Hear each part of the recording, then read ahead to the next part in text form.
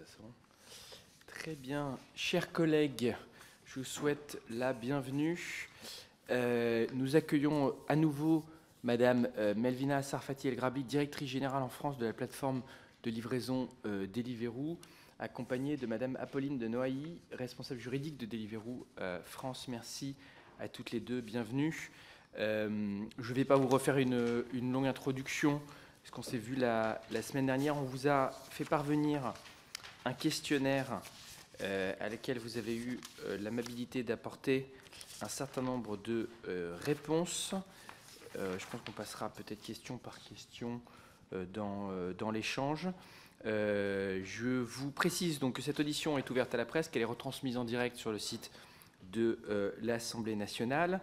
Avant de revenir sur chacune des questions et puis d'entamer les échanges avec mes collègues, je vous rappelle que l'article 6 de l'ordonnance du 17 novembre 1958 relative au fonctionnement des assemblées parlementaires impose aux personnes auditionnées par une commission d'enquête de prêter serment de dire la vérité, toute la vérité, rien que la vérité. Je vais donc à nouveau vous inviter à activer votre micro, lever la main droite et dire « je le jure ». Je le jure. Merci. Je le jure. Merci beaucoup. Alors, on va reprendre en fait un certain nombre des questions qui avaient été posées par moi-même, par la rapporteure, par M. Zginski, Mme Berger, et je crois que c'était tout, peut-être d'autres collègues. Mme Rouleau aussi, oui. La semaine dernière, donc on avait mis ça. Oui. On avait mis ça dans un document.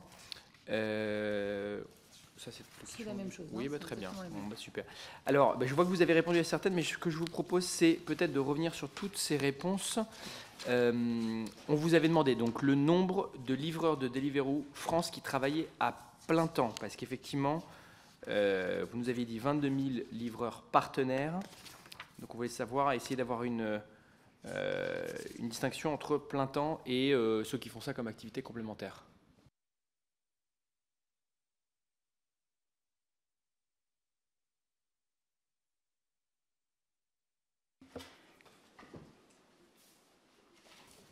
Le temps de travail, donc nous allons regarder effectivement les livreurs travaillant à plein temps. Ce que nous définissons comme temps de travail, c'est ce qu'on appelle le temps de prestation, à savoir le temps qui va de la durée où le moment où le livreur va accepter une offre de commande jusqu'au moment où il va la livrer chez le client. Et en moyenne, aujourd'hui par an, aucun livreur ne travaille à plein temps, c'est-à-dire sur plus de 35 heures par semaine. Concrètement, les livreurs qui collaborent avec Deliveroo travaillent en moyenne donc moins de 35 heures par semaine, et voici la décomposition. 47% d'entre eux travaillent entre 0 et 10 heures par semaine, 35% d'entre eux entre 10 et 20 heures par semaine, 18% d'entre eux travaillent entre 20 heures et 35 heures par semaine. Il s'agit ici de moyenne sur les semaines actives donc de 2022. Et pour autant, occasionnellement, un livreur peut travailler, donc effectuer des prestations sur une semaine donnée pour plus de 35 heures. Et afin de répondre au mieux à votre question, nous avons fait un exercice sur le mois de mars 2023. Et sur le mois de mars 2023, nous avons comptabilisé 3,25% des livreurs partenaires qui, sur cette période, ont collaboré, donc travaillé avec Deliveroo à temps plein, c'est-à-dire plus de 35 heures. D'accord. Alors, juste, je voudrais préciser à la rapporteure, M. Zginski, n'hésitez pas à intervenir à tout. Voilà, allez-y sur chacune de ces questions. Hein.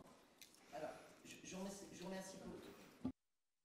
Merci pour ces précisions, mais ça ne nous dit pas combien de livreurs travaillent pour tant d'heures. C'est-à-dire, quel est le chiffre total et pas simplement le pourcentage? Le nombre de livreurs que nous avons avec Deliveroo aujourd'hui, qui travaillent avec Deliveroo aujourd'hui, est au total de 22 000. Maintenant, j'insiste sur le fait que ces 22 000 livreurs ne se connectent pas nécessairement tous les jours et par ailleurs ne travaillent pas nécessairement tous les jours. Donc les statistiques que j'ai partagées là sont sur les livreurs qui effectuent une prestation dans la semaine ou de la période considérée. Et là, le temps de prestation ne correspond pas au temps où l'application est allumée pour eux. Si.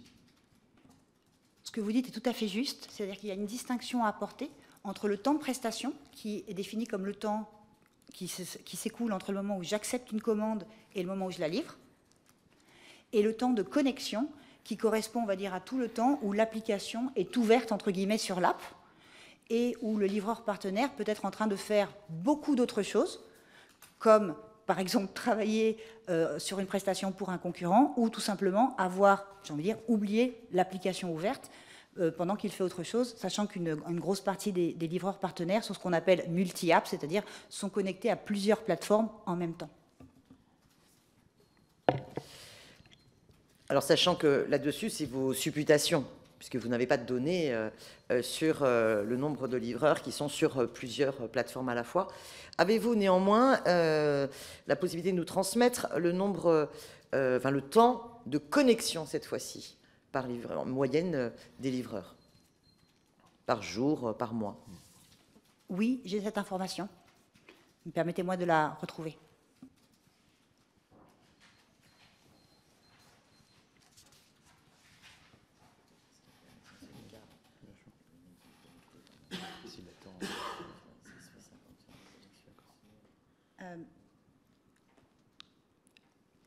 Donc, à nouveau, pour faire la distinction entre les deux éléments, le temps moyen de prestation sur une semaine active est de 12 heures par semaine par livreur. Là, je parle du temps de prestation, et c'est sur la base de ce chiffre-là que je vais vous partager tout à l'heure les statistiques que personne n'est à plein temps.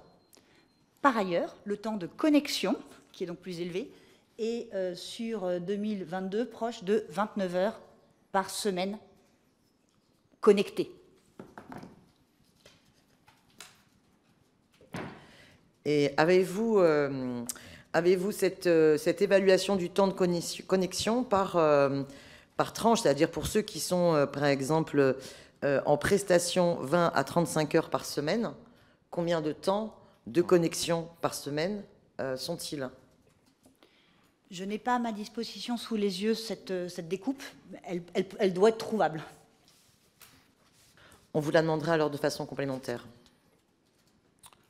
Bien, alors je propose qu'on passe à la question suivante, qui était le nombre de courses réalisées par l'intermédiaire de Deliveroo France chaque année. Donc là, je pense que c'était plus compliqué pour vous de répondre. Nous vous avons fourni dans le courrier des informations que nous souhaitions garder confidentielles. Vous les avez dans la lettre en page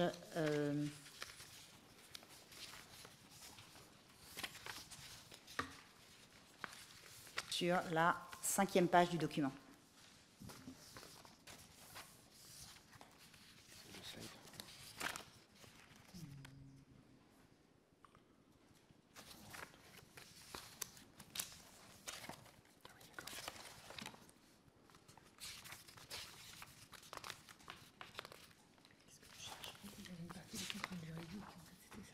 Oui, c'est ça. Je crois. Ouais. D'accord.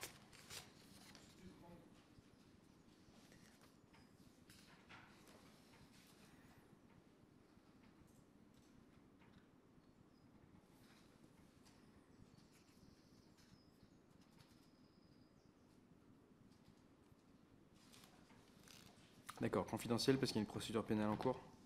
Ça, c'est pour le document OPS. Les éléments sont confidentiels pour respecter, on va dire, les contraintes de publication d'informations financières liées au fait que nous sommes une boîte cotée avec des obligations de déclaration financière spécifiques. Ça, c'est la lettre de leur avocat qui leur explique pourquoi. Oui, donc là, on n'est pas sur OPS versus légal, on est sur les chiffres. Oui. Ah oui, sur le nombre de livraisons. Alors, vous nous dites que le nombre moyen de livraisons par livreur et par jour, non, pas le nombre de moyens, ouais, que vous ne voulez pas rendre public le nombre moyen de prestations fournies par livreur et par jour, que ces données-là, vous les souhaitez confidentielles. Néanmoins, vous comprenez bien qu'il y a une obligation d'établir votre chiffre d'affaires de l'ensemble des prestations sur le territoire national afin de s'acquitter à l'ensemble des obligations fiscales. Et il me semble pas relever du secret d'affaires que aussi d'éclairer la source de ce chiffre d'affaires. Donc, pouvez-vous au moins nous donner des éléments à ce sujet?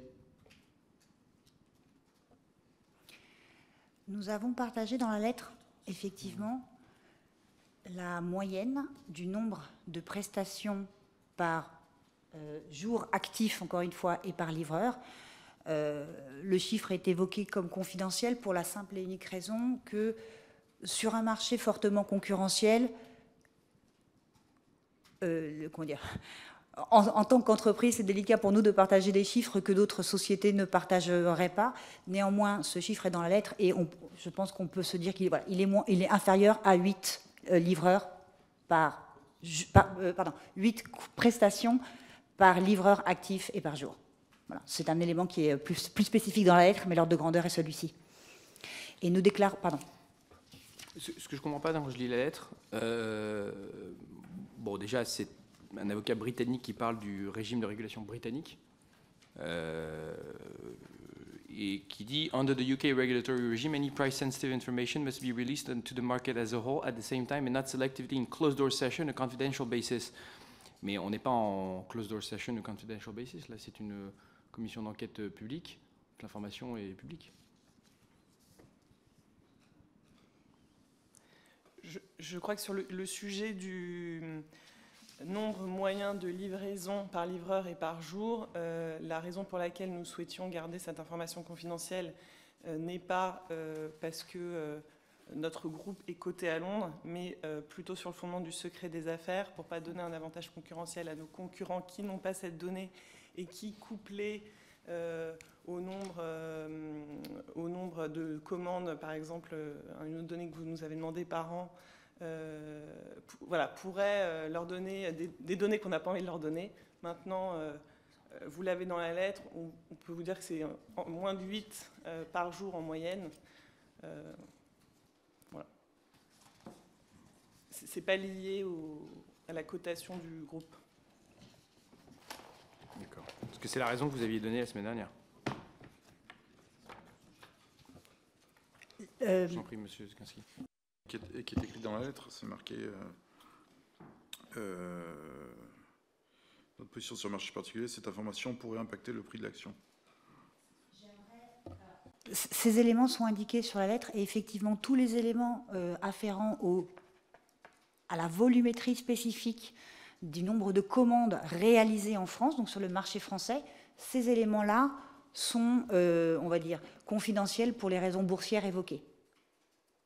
Et quant aux chiffres effectivement plus spécifiques du nombre de prestations par livreur et par jour, là, il s'agit d'un autre motif qui est celui que Apolline évoquait il y a un instant, à savoir le secret des affaires.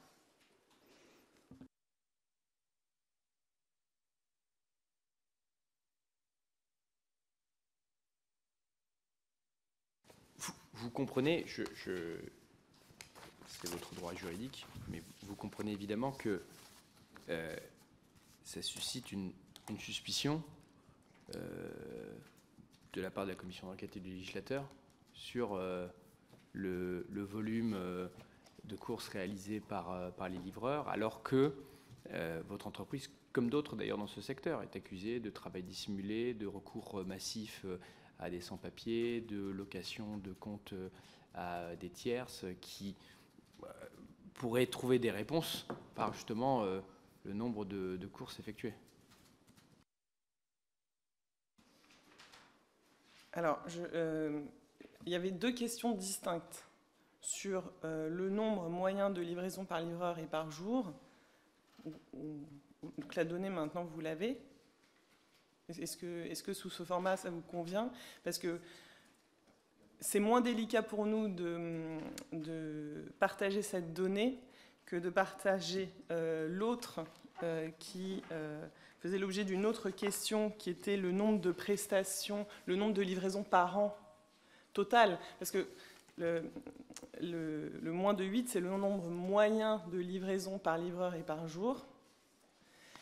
L'autre question, c'était le nombre de prestations par an effectuées via Deliveroo. Et cette donnée, en revanche, pour nous est très sensible parce qu'elle est ce qu'ils appellent price sensitive. Elle pourrait avoir un impact sur le prix de l'action. Donc là, on est sous des contraintes de réglementation de marché boursier qui vraiment nous empêchent de donner cette information. Voilà. Et sur les 7,9, est-ce que vous avez l'écart type, c'est-à-dire que, par exemple,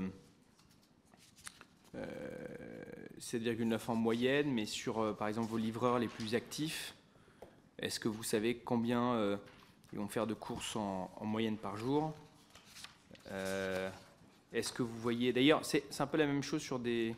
Là, vous dites que vous avez 0% à plus de 35 heures par semaine. Mais est-ce que vous avez est-ce que vous le faites au moins en interne? Est-ce que vous pouvez, par exemple, repérer qu'il y a peut-être un nombre très élevé qui s'écarte de la médiane de courses pour un livreur? Tout à fait, ce sont des indicateurs que nous suivons. Et ce que je peux vous dire, c'est qu'effectivement, donc, la moyenne est inférieure à 8, la médiane est inférieure à ce même 8, et qu'aujourd'hui, la proportion des livreurs, enfin, des livreurs partenaires qui va faire un nombre de courses, on va dire, très élevé, plus de 15 ou plus de 20, est vraiment portion congrue. Vraiment portion congrue.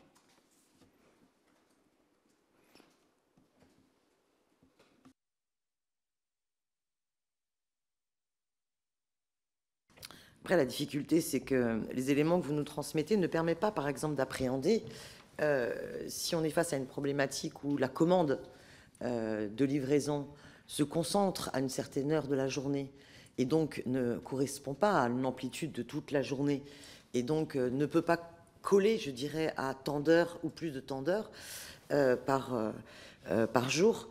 Et ces éléments-là, en fait, ne nous permettent pas d'appréhender voilà, cette réalité-là. Parce que vous comprenez bien que ce qui nous préoccupe également, c'est lorsque l'on voit la situation du niveau de revenus des livreurs et du nombre d'heures pendant lesquelles ils sont sans doute connectés, il y a la marque d'une très forte et terrible précarité.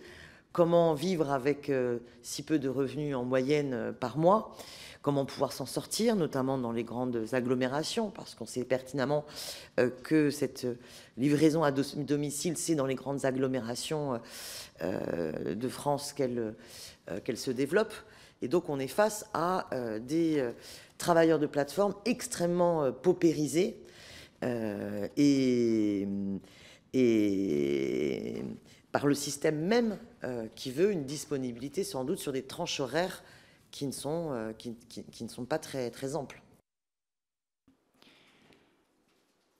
Il est vrai que la livraison de repas se concentre principalement sur la livraison de repas, même si, on va dire, sur les horaires de repas, même si effectivement avec le développement davantage de services comme la livraison de courses, on va dire, il y a des livraisons, on va dire, toute la journée. Mais il est vrai, à l'heure du déjeuner, à l'heure du dîner, c'est effectivement une grosse majorité.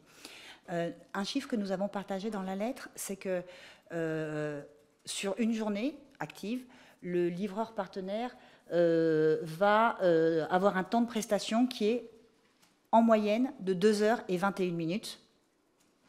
D'accord? Donc 2h21 de temps de prestation, donc entre l'acceptation d'une commande et la livraison. Ce qui, par extrapolation, suggère qu'effectivement, il y a le reste du temps de la journée où il peut possiblement livrer, enfin faire le même métier, on va dire, avec d'autres plateformes, ou faire une autre activité totalement différente. Pour revenir sur l'élément de revenu que vous mentionniez, donc l'élément communiqué dans la lettre évoque le fait que le revenu mensuel moyen des livreurs collaborant avec Deliveroo est de 899 € par mois actif, en moyenne sur 2022. Et à nouveau, ce revenu-là doit être mis au regard, on va dire, du temps passé sur la plateforme, qui est, comme évoqué tout à l'heure, est effectivement un temps plutôt temps partiel qu'un temps plein. Avec toujours ces deux notions, temps de connexion et temps de livraison. car on sait par les témoignages que moi j'ai pu avoir avec des livreurs qu'il y a quand même une nécessité d'un temps de connexion bien plus ample pour espérer avoir des courses en dehors des heures extrêmement, entre guillemets, sollicitées, et pour pouvoir s'en sortir financièrement, ce qui les met dans une situation de très forte tension, et avec en plus une nécessité d'être dans une très grande rapidité d'exécution des livraisons pour espérer avoir le maximum de courses effectuées dans le peu de temps du rush des commandes. On passe peut-être pas tout de suite encore à l'accidentologie ou Est-ce que vous pouvez revenir sur les questions relatives justement à l'accidentologie des livreurs? Vous savez que, pas plus tard qu'il y a quelques jours, il y a justement eu un accident du travail mortel d'un livreur. Je voudrais savoir quelles sont les données que vous avez, comment vous appréhendez les choses. Je laisse la parole. À votre demande, je vais partager les chiffres du nombre d'accidents par an sur les 3 dernières années, qui ont été de 119 accidents en 2020. Et là, je parle tout type d'accidents. En 2021, 379 et en 2022, 209. Et là, il y a tout titre d'accidents qui vont des accidents, on va dire, les moins graves aux plus graves. Évidemment, on aimerait que le nombre d'accidents soit 0. Ce n'est pas le cas. Vu la nature de l'activité, il y a des accidents. Heureusement, la majorité n'est pas des accidents graves. Et en tant que Deliveroo, nous mettons en œuvre tout ce qui est dans la mesure de notre possible pour prévenir, limiter et on va dire et travailler pour que ce chiffre soit le plus bas possible. Sauf que, madame, vous demandez à ce que les courses se fassent dans un temps record. Quel est donc est-ce que vous avez pu évaluer, par exemple, la vitesse à laquelle les livreurs doivent circuler par rapport aux distances demandées en moyenne sur les courses? Est-ce que vous avez, y compris, échangé cela avec les livreurs? Est-ce que ça fait l'objet d'une discussion avec les livreurs? Moi, les témoignages qui me sont remontés de livreurs, c'était que non seulement sur la notation des livreurs et les notations clients, la rapidité était un facteur extrêmement déterminant pour pouvoir avoir d'autres courses. Alors, il y a eu des évolutions en termes de politique de votre plateforme sur le conditionnement des bonnes notations et de l'accès à des bonnes courses en fonction de la rapidité d'exécution, et les choses ont évolué, donc ce que je dis est peut-être daté, mais on sait que l'accès à des bonnes courses peut aussi dépendre, dans certaines plages horaires, au fait qu'on a été dans une rapidité d'exécution, et que toutes ces pressions-là sur la rapidité d'exécution eh bien, poussent les livreurs à aller le plus vite possible et à se mettre en danger, et par ailleurs à mettre aussi autrui en danger, dans le rapport au code de la route. Monsieur Zginski voulait rajouter quelque chose peut-être avant. C'était une question sur... je voulais revenir sur un autre sujet. Donc, Alors, les livreurs qui travaillent avec Deliveroo ne sont pas notés. Il n'y a pas de système de notation, ni de la part du client, ni de la part du restaurant, ni de la part de la plateforme. Aujourd'hui, à ma connaissance, ça n'a jamais été le cas. Quand vous êtes client, vous pouvez mettre 4 ou 5 étoiles, je crois, à la fin de votre livraison, mais ça n'a aucun rapport. Enfin, il n'y a pas ce ne sera pas lié au compte du livreur. Il n'y a pas de notation du livreur. Donc, la vitesse à laquelle il aura presté n'influe pas sur une note. Aujourd'hui ou de tout temps? À ma connaissance, de tout temps, on n'a jamais eu de système de notation. Bon, moi, je suis là depuis 2020, mais voilà, je n'ai jamais vu ça. La rapidité d'exécution n'est pas non pris en compte au moment de l'attribution des courses. L'attribution des courses, elle se fait vraiment sur la base de la localisation du livreur à un instant T. Bon, en fait, ça va être le livreur le plus proche du restaurant. Il n'y a aucune considération de sa performance passée, si on peut parler comme ça, de la rapidité moyenne avec laquelle il aurait presté avant. C'est quelque chose qui n'existe pas chez Deliveroo. Il n'y a pas de, enfin, de notre point de vue, il n'y a pas de pression sur la rapidité d'exécution de la livraison, parce que donc, le système est tel que la course va être, la proposition de course va être envoyée au livreur le plus proche du restaurant en question, pour que ce soit efficace. Notre outil technologique va estimer la durée de la course selon un outil du genre Google Maps qui va nous estimer une durée moyenne selon le moment de la journée dans lequel on se trouve, le trafic et la moyenne du temps passé sur ce type de trajet sur les derniers mois. C'est un outil qui apprend tout. Voilà, à chaque course, on a une donnée supplémentaire sur le temps moyen qu'il faut pour effectuer une course. Et donc, c'est ce temps moyen qui va être donné aux clients et au restaurant pour dire, selon nous, le livreur devrait arriver vers... Vous savez, vous avez un temps, un créneau, mais le livreur, lui, il n'a pas de timer. Lui, on ne lui donne pas un objectif de temps. Il n'a pas de timer sur son application comme on a pu voir... comme j'ai pu voir dans les reportages, peut-être sur d'autres plateformes, il n'y a pas de « t'es en retard, il faut aller plus vite ». Voilà, ça n'existe pas. Donc, il y a un temps moyen qui va être donné au client, qui va lui permettre peut-être à la fin d'être satisfait ou pas de la plateforme Deliveroo, mais ça n'a aucun impact sur le livreur. Et comment a évolué justement la définition des zones? Parce que normalement, le livreur est affecté à une zone géographique. Y a-t-il eu une évolution de ces zones géographiques pour les livreurs dans la stratégie de Deliveroo, notamment à Paris, si on prend une ville? Alors la notion de zone, en fait, auparavant, alors je ne saurais pas vous dire quand ça a disparu, mais en tout cas avant que j'arrive, au tout début, on demandait aux livreurs de nous dire dans quelle zone ils souhaitaient travailler. Donc, je vous dis n'importe quoi, Paris-Ouest, bon, c'était des zones encore plus petites, et ils devaient prester dans cette zone, c'est-à-dire se mettre dans cette zone pour recevoir des commandes.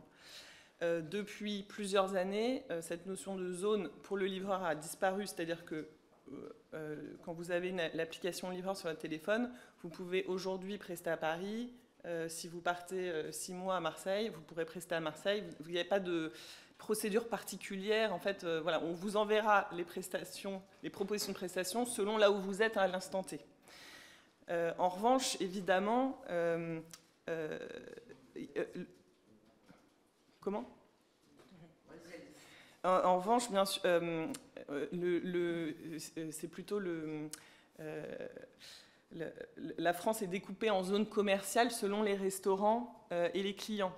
Donc, c'est-à-dire que quand vous êtes client sur la plateforme, vous le voyez peut-être, mais vous ne pouvez pas commander. On vous propose évidemment les restaurants les plus proches de chez vous.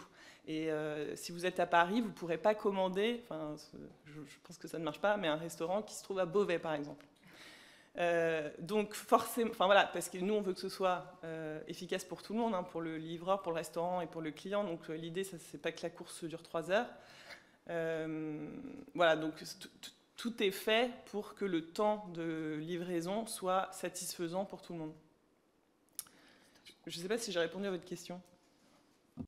Oui, sauf que les informations que nous, on avait pu avoir, c'est qu'il y avait aussi des bonus qui peuvent pousser les livreurs à accepter d'aller de plus en plus loin et de faire des plus grandes distances. Et que de fait, ça peut amener à une pression en termes de distance qui peut modifier aussi les conditions de travail et les conditions d'accidentologie.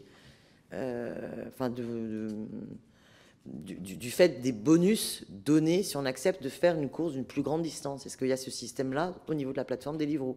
Et même si vous avez un zonage, par exemple, sur tout Paris, et c'est qu'en fonction de la géolocalisation du livreur qui pourra accéder à telle ou telle course, de fait, j'imagine que vous avez des zonages mouvants qui se font pour annoncer les courses aux différents livreurs d'un périmètre. Est-ce que ces périmètres-là ont été modifiés et ce qui fait que les courses des livreurs seraient de plus en plus longues ou pas? Je ne sais pas si c'est...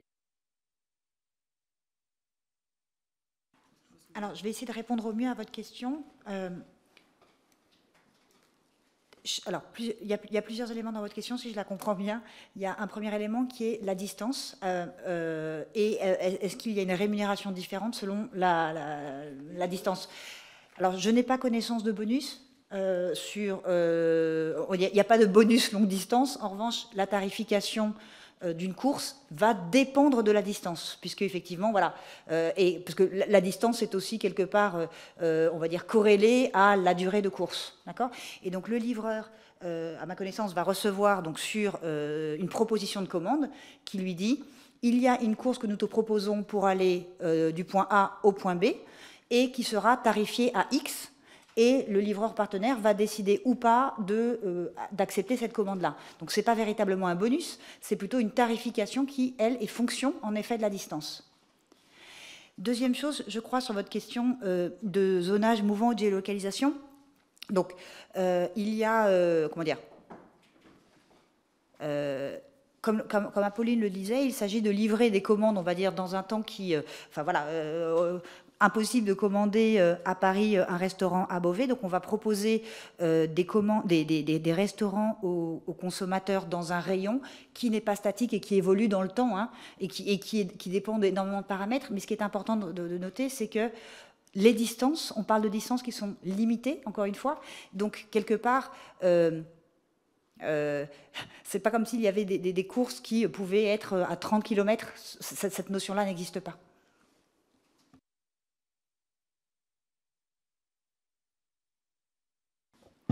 Oui, merci mesdames. Juste en complément, là, tout d'abord, vous avez dit que les notes ne servaient pas à l'évaluation.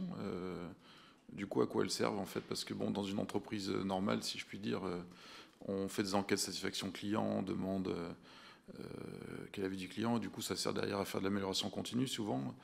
Voilà, donc chez vous, à quoi servent ces notes? Ça, c'est ma première question. Il s'agit donc lors des différentes interactions qu'on a avec le consommateur, on peut lui demander son retour et typiquement dire: qu'avez-vous pensé de votre commande auprès du restaurant X? Et le consommateur va mettre une note au restaurant et va dire: très bon restaurant, un peu salé, enfin voilà, va apporter un commentaire général, mais qui est vraiment lié à son expérience avec le restaurant X. Et il n'y a aucune notion spécifique et notation spécifique du livreur partenaire.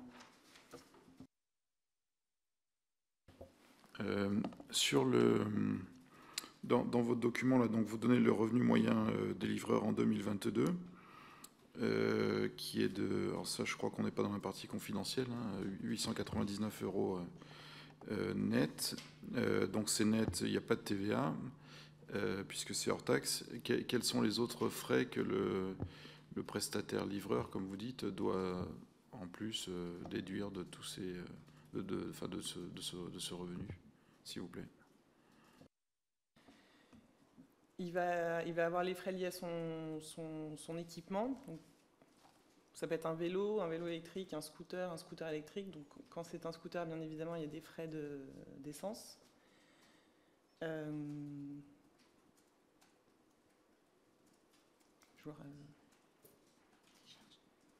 Oui, ouais, est-ce qu'il est propriétaire du vélo ou du scooter? Ouais. D'accord. Donc tout est à sa charge.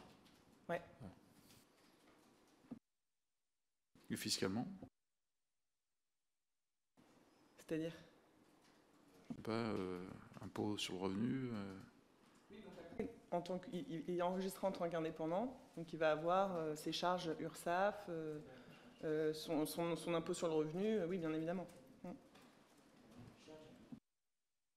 Vous écrivez ensuite que le temps moyen de prestation calculé sur une période de 12 mois est de 12 heures par semaine dite active.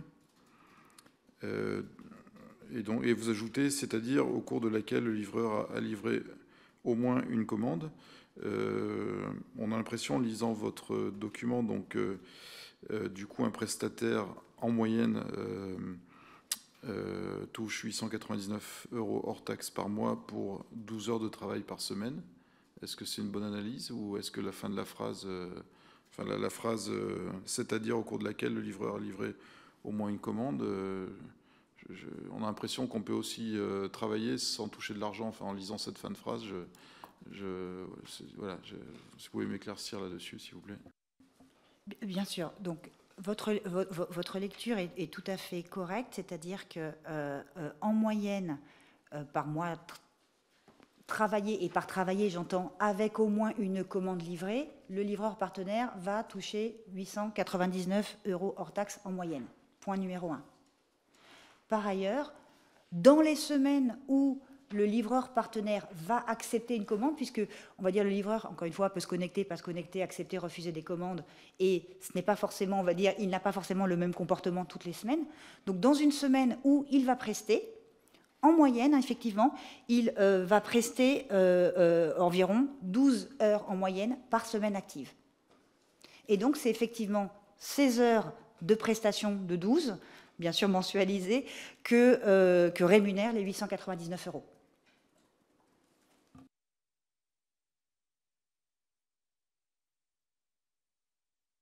Juste, je ne sais pas si la question de Madame la rapporteure, la semaine passée, je vous ai donné le nombre d'accidents dans les questions qu'on vous avait posées la semaine passée, donc vous n'avez toujours pas le numéro. Enfin. On a répondu à la question. Je vous propose de passer à la question de la fréquence des procédures. Alors juste d'ailleurs, avant ça, un point qui est lié, qui était la question de Mme Berger sur le fait qu'il y avait plusieurs articles de presse, on en a parlé plusieurs fois, qui mentionnaient un taux de travailleurs sans papier au sein de votre entreprise qui est supérieur à 50%, que vous nous aviez expliqué, considéré comme faux. Donc est-ce que vous avez pu vérifier s'il y avait, si votre entreprise avait porté plainte en diffamation ? Oui, alors on a vérifié ce point. Nous n'avons pas porté plainte en diffamation. On a regardé cet article plus en détail. En fait, il concerne la Belgique, une enquête qui avait été menée en Belgique sur un échantillon de 40 livreurs. Voilà, on n'a pas porté plainte. C'est pas quelque chose qu'on fait. En France, quand dans un article de presse, il va y avoir vraiment un fait erroné, on aura quelqu'un de notre équipe communication qui va contacter les journalistes pour faire rectifier. D'accord. Et donc, lié à ça, est-ce que vous pouvez nous parler un petit peu des procédures de vérification d'identité, notamment, on avait posé des questions sur les fréquences et le nombre de salariés que vous aviez qui travaillaient là-dessus à plein temps. Oui, alors sur le nombre de salariés, donc on en compte 63, mais ça fait entre 23 et 25 équivalents temps plein. Ça, c'est au sein de Deliveroo. Après, on utilise des prestataires, je pourrais vous l'expliquer, pour nous aider à contrôler l'authenticité des documents qui nous sont fournis. Et donc, ces prestataires ont leurs équipes dédiées à Deliveroo. Sur la nature et la fréquence. Alors, la nature des contrôles, il y en a plusieurs. On va contrôler l'identité du livreur, donc nous assurer que celui qui s'inscrit sur la plateforme est bien celui qui dit être. Et puis, on va contrôler son identité en cours de contrat, j'y reviendrai. On va contrôler son droit de travailler en France en tant qu'indépendant. Donc, qu'est-ce que ça veut dire? On va lui demander, si c'est un ressortissant non européen, un titre de séjour qui permet de travailler en tant qu'indépendant.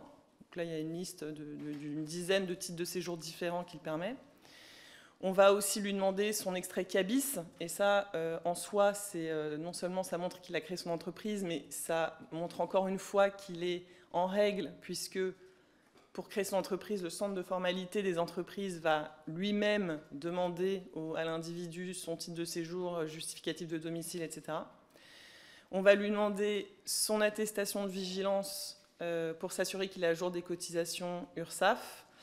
Et on va lui demander évidemment ses coordonnées bancaires pour pouvoir lui virer le montant de ses prestations. Et on a un outil qui va aller interroger la banque indiquée sur le RIB pour nous assurer qu'on paye bien la bonne personne. Donc tous ces contrôles, on les effectue au moment de l'inscription sur la plateforme.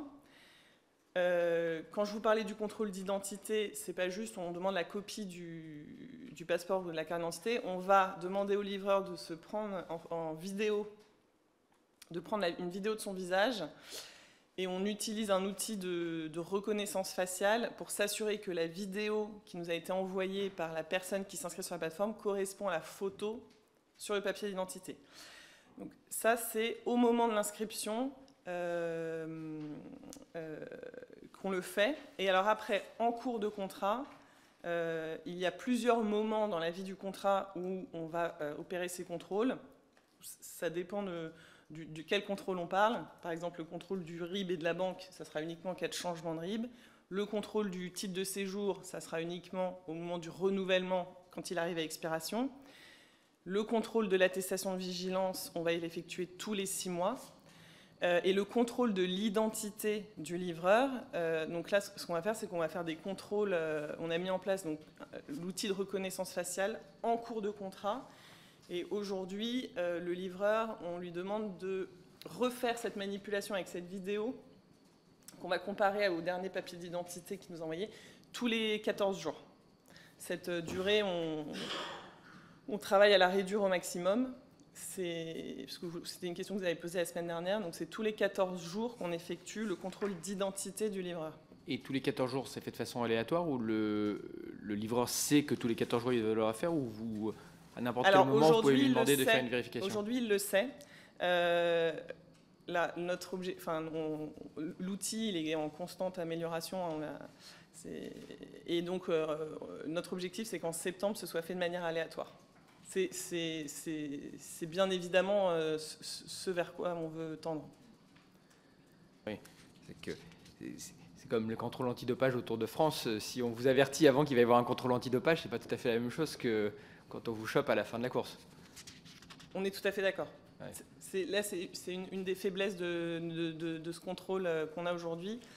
En tout cas, ça permet une chose, ça permet de s'assurer que le titulaire de compte, ce qu'on appelle le titulaire de compte, c'est celui qui se sera inscrit, on pense, en règle sur la plateforme, parce que nos contrôles à l'inscription sont très robustes. Ça permet de s'assurer qu'il est encore dans le coin. Parce que s'il a vendu son compte à quelqu'un de manière frauduleuse et qu'il a disparu de la circulation, il ne pourra pas faire ce contrôle d'identité qu'on lui demande tous les 14 jours.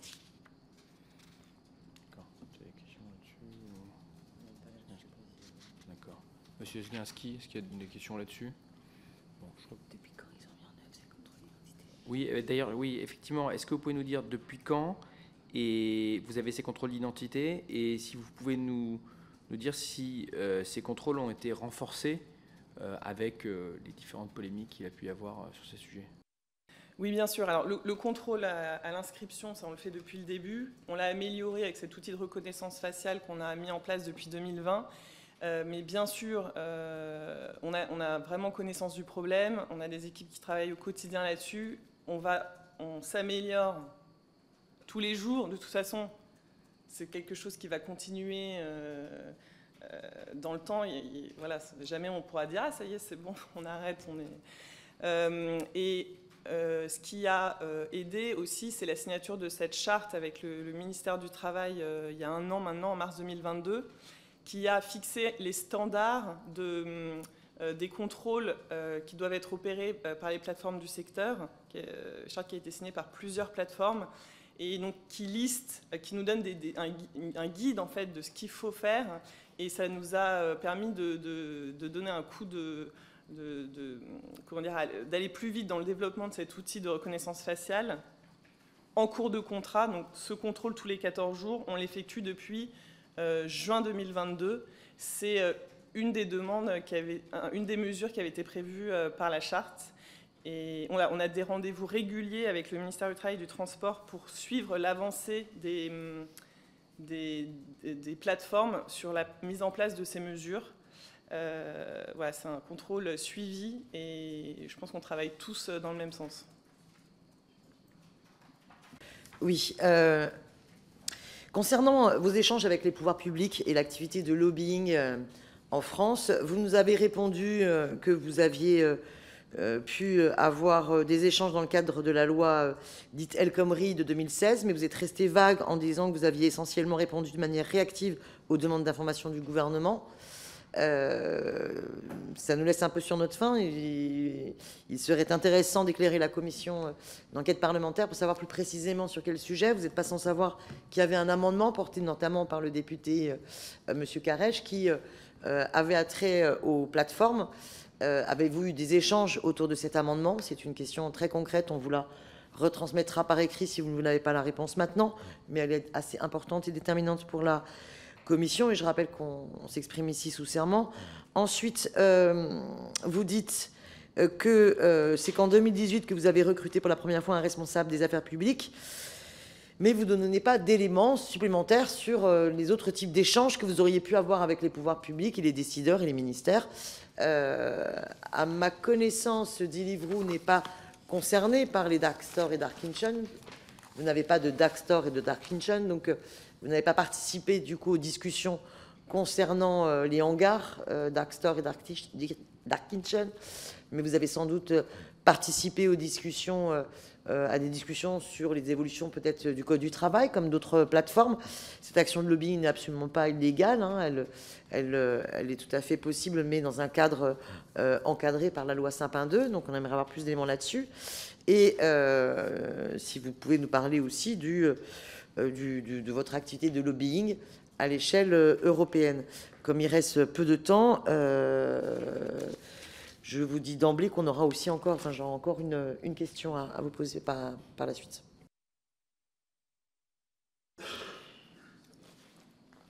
Je vais prendre les différents points que vous avez évoqués les uns après les autres. J'en ai noté 4 et n'hésitez pas à me relancer si j'en oublie un. Vous parlez effectivement des activités de lobbying de 2015-2016 et notamment des interactions avec M. Carèche. Je n'ai pas de connaissances. Voilà, c'est un sujet sur lequel je vous propose de revenir vers vous plus tard. Je n'ai pas à ma disposition d'informations là-dessus. Il est vrai que 2015-2016, alors c'est historique pour nous et comment dire, à l'époque, Deliveroo était une petite start-up qui arrivait en France sans activité de lobbying et les informations dont on dispose sont limitées. Je note le point, on revient vers vous. Par ailleurs, deuxième point, vous parlez des activités de lobbying depuis 2018. Donc oui, depuis 2018, nous avons effectivement une équipe, enfin une personne qui est un représentant d'intérêt au sein de Deliveroo. Aujourd'hui, donc l'équipe compte 2 personnes. Alors, on a peu de temps, mais on a fait l'exercice, suite à votre demande, de regarder effectivement l'intégralité des textes de loi sur lesquels on est intervenu, avec qui, voilà, dans quel format, quelle était la position qu'on a apportée. Donc, si vous avez une question spécifique, je suis ravie de répondre, mais j'ai fait un exercice et j'ai à ma disposition, et je m'appuierai sur mes notes si vous en êtes d'accord, une liste de, je crois, 6 initiatives majeures qui ont été portées sur les... Oui. Alors, donc, avant d'aller ligne après ligne sur ces 6 initiatives majeures voilà, qui me semblent sont illustratives, donc depuis que j'ai pris mes fonctions, vous allez voir que donc dans chacune de ces initiatives, on a eu des contacts formels avec les pouvoirs publics, parfois à leur demande, parfois à notre initiative, en portant des positions. Et dans le message général qui se dégage, c'est que nos positions sont entendues, parfois intégrées, et souvent également rejeté. Voilà, donc c'est un petit peu ce qui s'en sort. Prenons un exemple typiquement. Nous parlions tout à l'heure d'indicateurs, enfin de la loi LOM, on en parlait la fois précédente. Donc sur le décret des indicateurs, on a eu effectivement des interactions avec les pouvoirs publics. Et à l'époque, l'un des messages importants, l'une des positions importantes qui était la nôtre, c'est que le temps de connexion n'était pas représentatif du temps de prestation. Et en effet, dans les indicateurs de la loi LOM, à l'issue de cela, le temps de connexion n'a pas été retenu comme un indicateur. Donc voici un endroit où notre point de vue a retenu l'attention du législateur. Par opposition, dans la même discussion sur la loi LOM, nous faisions valoir un point sur le fait que le temps d'attente entre 2 commandes n'était pas, à nos yeux, un indicateur qui méritait d'être publié. Cette position que nous avons défendue n'a pas, on va dire, été intégrée, j'ai envie de dire, dans la proposition finale, puisqu'aujourd'hui, le temps d'attente fait en effet partie des indicateurs de la loi LOM. Voici un exemple d'interaction balancée ou équilibrée, où on a porté plusieurs points de vue, certains ont été entendus, d'autres non. Souhaitez-vous que je continue sur... oui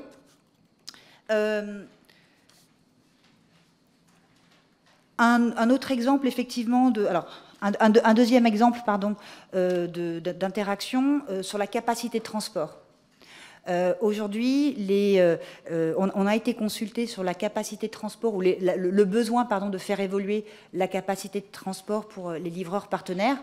Notre position est que la capacité de transport telle qu'elle est définie aujourd'hui n'est pas adaptée aux travailleurs des plateformes, pas adaptée du fait du budget qu'elle requiert, du fait du temps, de l'investissement temps requis pour le livreur partenaire, et en plus c'est du temps présentiel.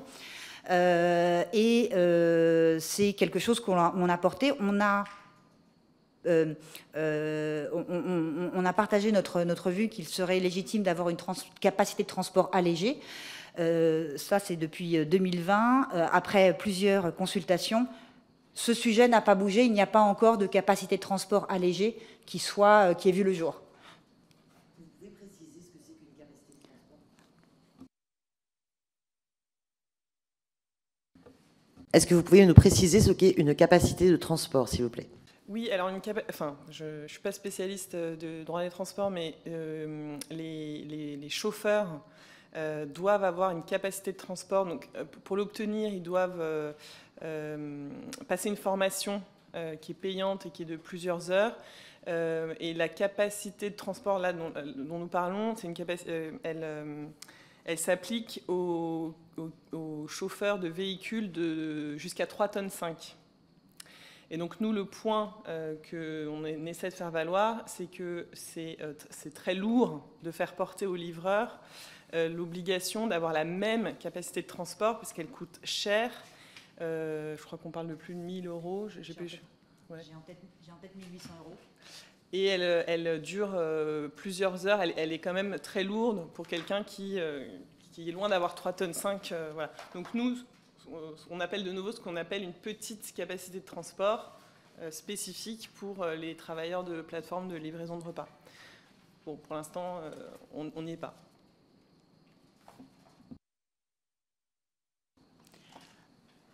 Une autre initiative que je propose d'étayer, c'est nos interactions avec les pouvoirs publics dans le cadre de la mission Metling, qui effectivement est une mission donc officielle lancée par le gouvernement en 2021. Cette mission était menée par M. Metling, assisté de 2 experts que sont Mme Pauline Tréquesser et M. Mathias Dufour, qui cherchaient à qui on avait demandé de travailler sur l'implémentation d'un dialogue social. Dans le cadre de cette mission, on a eu plusieurs échanges, dont un qui était une discussion, on va dire, on a été consulté, voilà, c'était le mot que je cherchais, à l'initiative donc de M. Metling, et ensuite effectivement des échanges formels de notes de suivi par email. Deux types d'exemples là-dessus. Certains points de vue que nous avons portés ont été acceptés, comme par exemple notre point de vue qu'il était important qu'il y ait plusieurs plateformes qui soient présentes pendant les négociations, que ce ne soit pas, on va dire, une entité qui représente toutes les plateformes. Ce point-là a été entendu et c'est aujourd'hui ce qui se passe dans le dialogue social. Un autre point était de déterminer, de s'accorder sur un nombre de critères pour effectivement que les livreurs partenaires puissent être à même de voter dans les élections de leurs représentants, puisqu'on sait que la flotte de livreurs est très hétéroclite, et avoir des critères cela fait combien de temps que tu n'as pas livré, enfin la récence, est-ce que c'est récent, et la volumétrie pour avoir effectivement des livreurs dont la voix est pertinente. Cet élément-là a été retenu et aujourd'hui fait partie des paramètres du dialogue social. A contrario, d'autres éléments qui n'ont pas été retenus,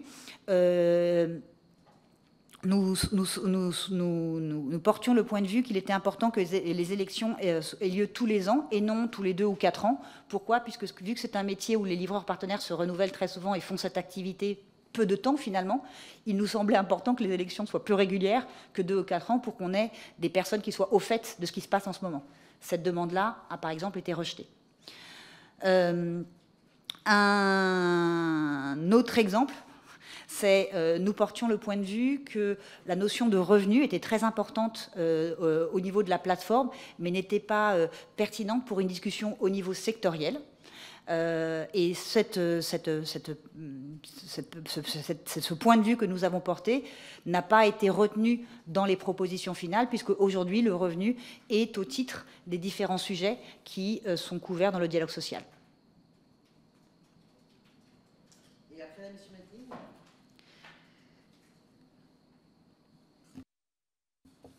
Mettling ? Excusez-moi, quelle est votre question ? En fait, après les discussions avec les décideurs publics dans le cadre de la mission Mettling et dans le cadre de l'ARP, est-ce qu'il y a donc d'autres objets d'échange avec les décideurs publics ? Depuis 2021, bien sûr qu'il y a encore et toujours d'autres échanges. Enfin, il y a eu, par exemple, en 2021 également des échanges sur la loi résilience et climat, des échanges sur des ordonnances, on va dire, sur le prolongement des discussions sur le dialogue social. Enfin, oui, les échanges, c'est vraiment ce que font nos équipes de manière régulière, et ça ne s'est pas arrêté avec la mission Mettling.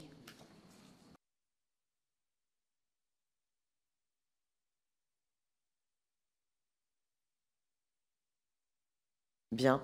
Dernière question.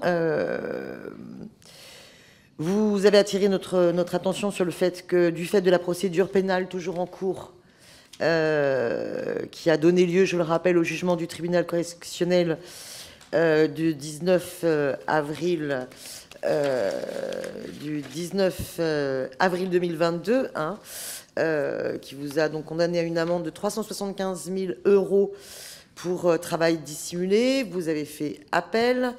Vous avez aussi été l'objet d'une condamnation en août dernier à verser 9,7 millions d'euros à l'URSSAF Île-de-France pour travail dissimulé. Il me semble que vous avez également fait appel. Pour rappel quand même, sur le jugement du tribunal correctionnel de Paris du 19 avril 2022, avait été affirmé que lors du contrôle de l'inspection du travail, il avait été retrouvé sur les serveurs informatiques un texte dont la presse, par ailleurs, se fait l'écho et qui s'appelle OPS versus légal. Ce document considérait que vous étiez tout à fait conscient et que vous saviez le cadre du droit du travail qui permet ou pas de considérer qu'on est dans une relation de subordination ou pas. Et ce document, relayé dans la presse, montrait un souci non pas de respecter le code du travail, mais de respecter un code de langage afin de ne pas être pris en manquement du code du travail. Donc je comprends que ma question là, enfin, ce que je viens de formuler là, faisant l'objet d'une démarche en justice et de votre appel, vous ne pourrez vous prononcer sur ce que je viens d'exprimer. Néanmoins, ce que vous pouvez répondre, me semble-t-il, c'est ce document OPS versus légal dont la presse se fait l'écho. À destination de qui était-il réalisé? C'est une très bonne question. C'est un des points d'éclairage qu'on attend de l'appel. En réalité, on ne sait pas s'il a été utilisé, on ne sait pas à quoi il a servi. Je crois qu'on ne sait même pas, je ne crois pas qu'il ait été retrouvé sur les serveurs de Deliveroo, mais plutôt qu'il a été envoyé à l'inspection du travail, on ne sait par qui. Donc voilà, la source et l'utilisation de ce document est pour nous très obscure. Donc c'est un des éléments qu'on porte dans le cadre de notre défense. Et puis après, il y a deux façons de voir ce document, évidemment. Soit on le voit comme un document de formation pour faire en sorte que les équipes respectent le statut d'indépendant, soit on peut le voir comme vous venez de le dire, et ça fera l'objet effectivement du débat en cours d'appel. Vous comprenez que c'est pour toutes celles et ceux qui suivent cette commission d'enquête parlementaire que cela peut sembler obscur. Dans les révélations des Uber Files, il y avait eu des pratiques analogues qui visait non pas à respecter le Code du travail, à donner des consignes pour que le Code du travail soit respecté, mais qui visait plutôt à donner des consignes pour ne pas se faire avoir, entre guillemets, par des contrôles de l'URSSAF ou des contrôles d'inspection du travail, et donner des éléments de langage permettant d'y déroger. Mais la question étant en appel en justice, j'en resterai là sur mes commentaires.